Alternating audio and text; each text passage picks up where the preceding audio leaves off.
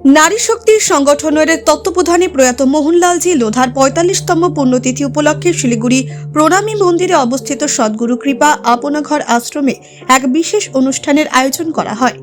দুপুর ১টা থেকে শুরু হওয়া এই আয়োজনে প্রয়াত মোহনলালজির পুত্র শ্রদ্ধেয় প্রসন্নচাঁদ লোধা ও পুত্রবধূ শ্রীমতী উষা দেবী লোধার সহযোগিতায় আশ্রমের ৩২ জন ভাইকে শার্ট, প্যান্ট, তাজা ফল এবং প্রয়োজনীয় সামগ্রী প্রদান করা হয়। শুধু উপহার বিতরণই নয়, পরিবারের সদস্যরা আশ্রমের সদস্যদের সঙ্গে কিছু সময় কাটান, তাদের সঙ্গে গান ও কবিতা শোনার মতো স্মরণীয় মুহূর্ত উপভোগ করেন। এই কর্মসূচিতে উপস্থিত ছিলেন নারী শক্তি সংগঠনের সভানেত্রী শ্রীমতী শশীকলা বেদ, শ্রীমতী পুষ্পা বারুক, শ্রীমতী গায়ত্রী বর্মা, শ্রীমতী মধু তাতেট, শ্রীমতী রানী আগরওয়াল ও শ্রীমতী সুধা চোরডিয়া।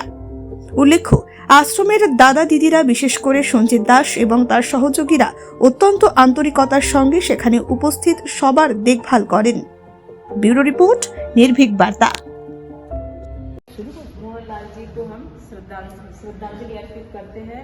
उनकी आज 45वीं पुण्यतिथि है।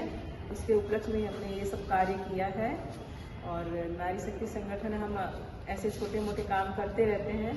कभी कोई भी काम होगा हमारे लायक तो हमें बोलिएगा, हम लोग जरूर करेंगे। धन्यवाद ज्ञाप जी और उषा देवी लोढ़ा का, जिन्होंने आज उनके पापा के पुण्यतिथि में, उषा देवी के ससुर जी के पुण्यतिथि में और प्रसन्न जी के पापा के पुण्यतिथि में आज ये कार्यक्रम करवाए हैं नारी शक्ति के द्वारा। बहुत बहुत धन्यवाद उनको भी।